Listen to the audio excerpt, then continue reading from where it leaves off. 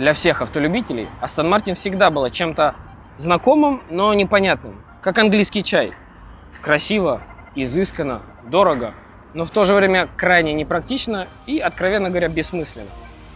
Однако с недавних пор часть акций Aston Martin принадлежит немецким коллегам, компании Daimler, а иначе Mercedes-Benz. Давайте разберемся.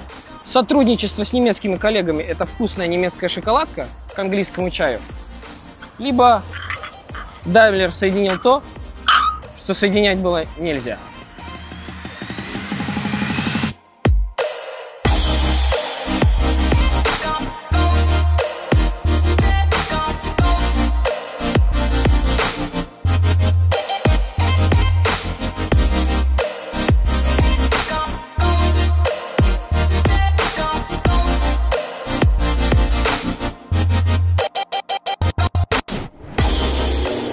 Aston Martin DB11 для меня автомобиль противоречий.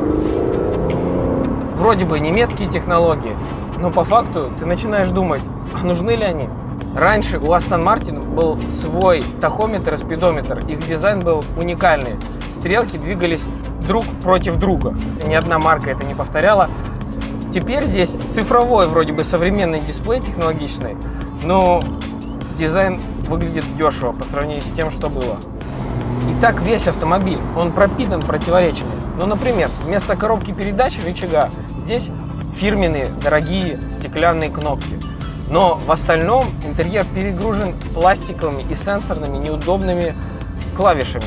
Их даже клавишами не назовешь, потому что они по факту не нажимаются, никакого тактильного ощущения. С одной стороны, здесь есть очень дорогие и уникальные для этого автомобиля элементы. Лепестки коробки передач, они ощущаются очень дорого. Здесь есть подлокотник, который открывается с нажатия кнопки. Или, например, козырьки, которые выглядят как дорогая сумка, ну или туфли. И тут же мультимедиа от старого Мерседеса. Ну как так можно? И такой не только интерьер, весь автомобиль пропитан противоречиями. Та же история снаружи. Самый большой в автоиндустрии капот. Здоровый, красивый, внушительный 5.2 V12. Под капотом есть даже золото. Но если присмотреться, такое ощущение, что проводку делал соседский алкаш. На ней не хватает только синей изоленты. То же самое с аэродинамикой. На бумаге все технологично и красиво. Воздух, который под избыточным давлением возникает на скорости над колесом автомобиля, идет через специальный канал вдоль автомобиля, попадает в аналогичный канал сзади автомобиля, и по идее огромная прижимная сила, при этом кузов изящный и красивый. По факту все не так. Ну, во-первых, эти каналы ужасно пачкаются. Зимой грязь можно в прямом смысле руками выковыривать отсюда и выкидывать. Более того, несмотря на то, что это спортивное Гран-туризмо купе, на скоростях больше 150 км в час, она в прямом смысле порусится, как микроавтобус. Чувствуешь себя неуверенно. От Гран-туризмо Aston Martin с двойными стеклами ожидаешь гробовой тишины. Но нет, на скорости постоянно стоит гул ветра от зеркал заднего вида и стоек автомобиля спереди. Спорное ощущение возникает и при вождении автомобилем. Здесь абсолютно новый 5.2 V12 Twin Turbo, впервые для Aston Martin, но за счет большого объема никакой турбоямы нету. Он вызывает крайне положительное ощущение. Работает педаль газа линейно, ты понимаешь, как ты будешь ускоряться, с какой скоростью. В то же время педаль тормоза, она ужасная. В начале торможения подхват очень резкий, машина прямо кивает носом. Но после этого там такой длинный пустой ход, мне кажется, ногу можно до центра земли дотолкать, и только потом появится ощущение, что ты тормозишь. Вот. Но при этом тормоза, здесь нет керамики, ее нельзя поставить, 3 с плюсом, не больше. Руль у DB11 как фактически удобный для хвата, так и настроен он неплохо для Гран-туризмо. Он острый, информации немного, но при этом ты можешь прогнозировать движение руля в том плане, чтобы они соответствовали движению автомобиля. Ты понимаешь, насколько будет автомобиль поворачивать до определенных моментов. Как только ты начинаешь наваливать на этом Астоне, нос уплывает. Подвеска настроена так, что ты все время плывешь наружу, не помогает этому и достаточно высокий по ощущениям центр тяжести автомобиля. И если в длинных дугах это можно нивелировать нажатием на педаль газа, ну, до предела, конечно, до предельной скорости, то при резких перестроениях ты как будто бы на катере, на спортивном катере. Ты нажал, машина перестроилась, тебя куда-то потянуло, шатает. Очень странное ощущение. В новом DB11 стоит коробка ZF. И слава богу, они ее поменяли. У старых Астонов ужасная коробка передач. ZF работает прекрасно для автомобиля класса Gran Turismo. И казалось бы, ура, ура, нет. Толку от связи вот этой коробки передач с новым очень хорошим двигателем не особо много, потому что связи с задними колесами ее просто нету. Когда ты нажимаешь газ в пол, машина начинает ерзать, и ты не понимаешь, что с ней происходит. Пробуксовка ли это, колея, либо она просто присела на заднюю ось. Абсолютно непонятно. Машина, кстати, противоречивая и в настройках. В комфорте она слишком резкая, слишком жесткая для прямо спокойной размеренной езды, а в Sport Plus не хватает спортивных целей. Музыка, кстати, здесь Бен Голифсон, очень красивые колонки выезжают из панели, но я бы не сказал, что она срывает башню. Ну и, наконец, звук выхлопа. Астоны всегда славились своим прекрасным, раскатистым, атмосферным рыком. Сейчас же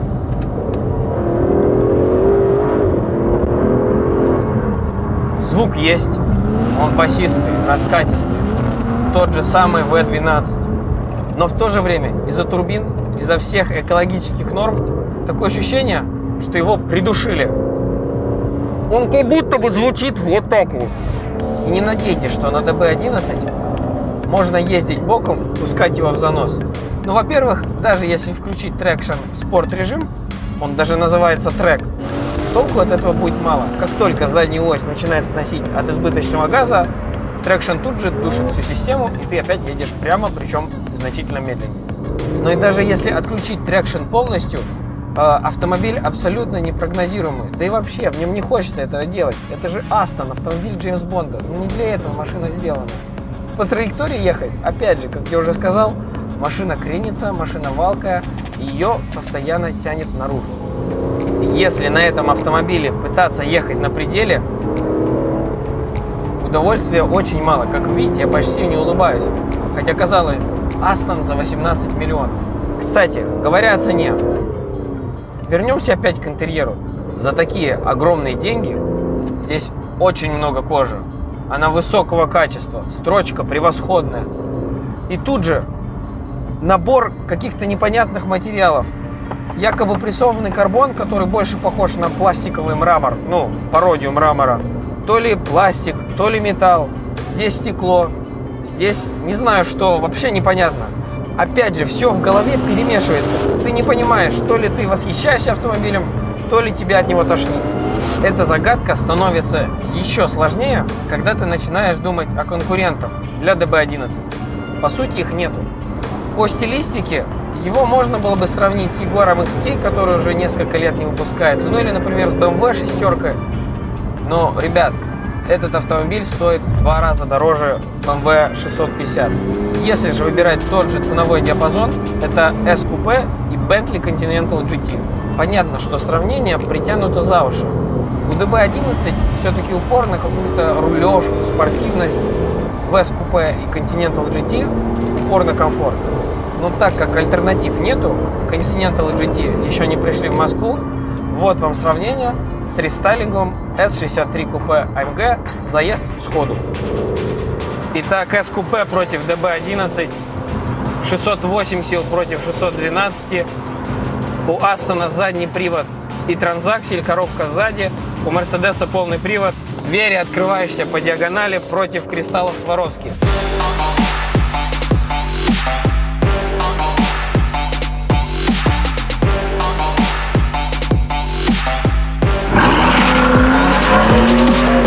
Самая красивая, но туповатая девочка в школе против толстой отличницы-одноклассницы. Едем ходом с 80.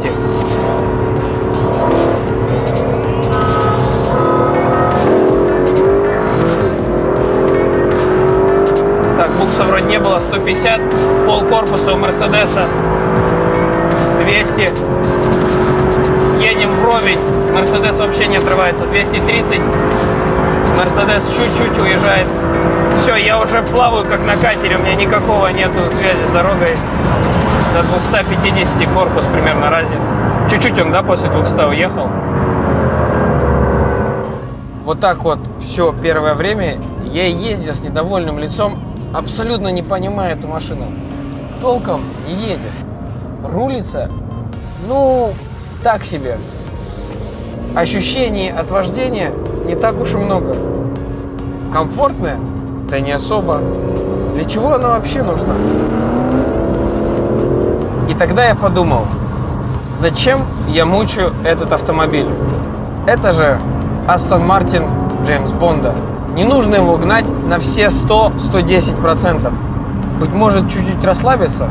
И знаете что? Это было очень правильное решение. Когда ты не мучаешь этот автомобиль, а просто быстро катишься на нем, получаешь удовольствие, ощущения совсем другие. Проблема больших кренов, а также того факта, что нос все время тянется наружу, когда ты едешь на пределе, превращается в достоинство, когда ты едешь в стиле GT, чуть быстрее нормы.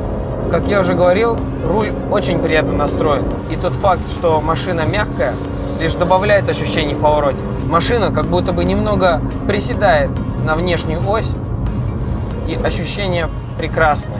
Спереди ракочет бархатистый V12, прекрасные виды вокруг. Начинаешь получать от автомобиля истинный кайф. Да, быть может, S-купе универсальнее, комфортнее. Быть может, новый Bentley значительно технологичнее. Но тут дело в другом. Через год-два Continental GT будет у каждой второй рублевской жены. S-купе же уже сотни, если не тысячи автомобилей на дороге. Астоны же единичные.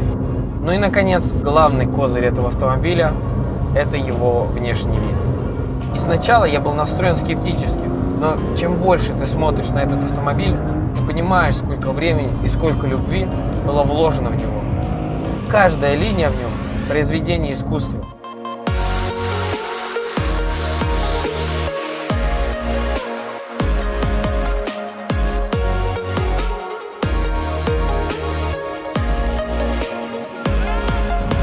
DB11, если сравнивать автомобильный мир с неким аквариумом, для меня скат.